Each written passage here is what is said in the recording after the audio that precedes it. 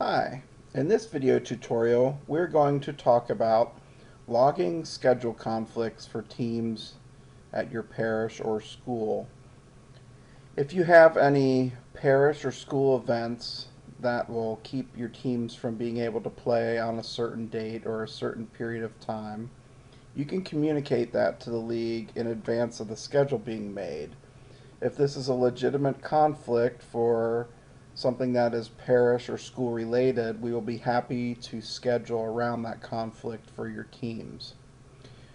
In order to communicate this to the league, you need to go to your coordinator portal and go to the season setup section and scroll down till you see team schedule conflicts. We'll click on the add scheduling conflict button, and this will pop up a form that you can fill out. There are three types of conflicts, or really levels of conflicts, that you can enter, and it will save you quite a bit of time if you take a minute to understand them. There is a parish or school level conflict, meaning no teams at our parish or school are able to play games at a certain time or time frame. You only have to enter this once, and it will take into consideration all the teams that are playing in the league that day. Or maybe you have a confirmation conflict or something like that for all your 8th grade teams. Instead of filling out the conflict for all the teams individually, you can say we have a grade level conflict, and then you specify the grade when filling it out. Or maybe you do have a single team conflict, where you're going to go in and just choose one of the teams that you have registered and communicate to the league the contact or the conflict for that team. So we're going to go through and do one of each quickly. First, we'll choose the parish school conflict. You'll notice here the date entry looks very similar to what was entered in the gym availability form if you've gone through that.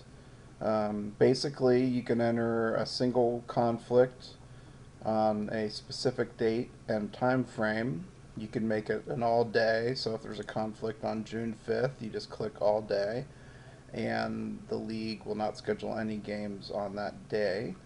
Or it could be for a time frame, say, 5 p.m. to 8 p.m. We wouldn't schedule a game. Or you could make this a repeat conflict. So let's do one of those. So let's say on every Sunday from 5 to 8 you have a conflict. And again, when entering that second date on a repeating conflict, make sure it is the same as the from date. And then when you click repeat, that is when you're going to go in and you'll say it's a weekly conflict, occurs every Sunday, and it will continue to be a conflict until, let's say, October 30th. Enter in a brief description.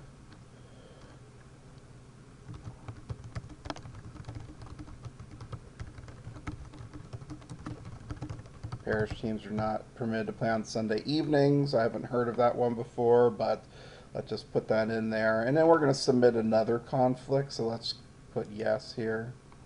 And then you submit that conflict.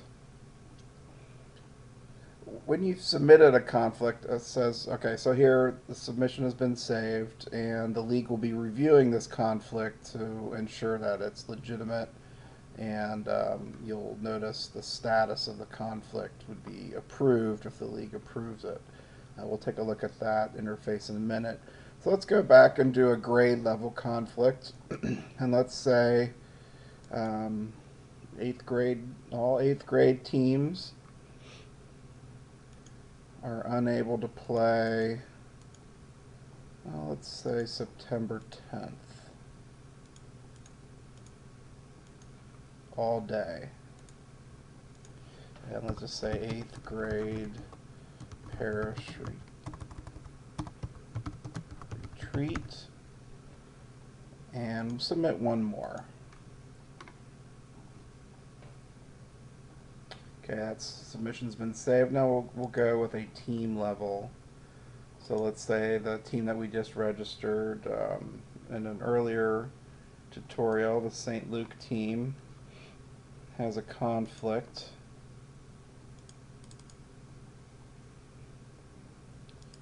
Let's say it's a 2-week conflict on Sundays on the 18th of September from 1 p.m. to 8 p.m. And we'll do, let's just say that this conflict will be over on the 25th.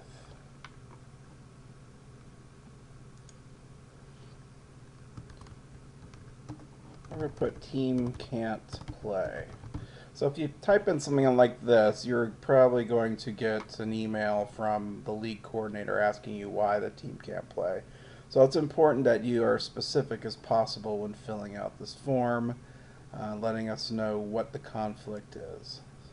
So we're going to say no, we're finished submitting conflicts. You can always go back and add more later up until the time when scheduling begins. At that point, conflicts will not be taken into consideration.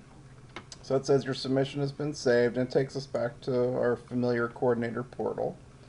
And we can scroll down to season setup and go to the team schedule conflicts section, and we can view our logged conflicts by clicking on that button. So we'll come in here and it'll show the different conflicts that we have logged. You won't be able to see conflicts from other parishes, and they will not be able to see yours. You can see here we have a team level conflict for St. Luke Team 2, and it shows that that conflict is on the 18th and 25th from 1 to 8. Team can't play. It's in a submitted status. The status will be changed, as I mentioned earlier, to approved if the league approves it, or it could be rejected. And then there'll be a little note over here put in by the league coordinators. We had the second conflict we filled out, I believe, was an 8th grade conflict, all day on Saturday, September 10th, and they had a retreat. And then we did have a parish school level conflict.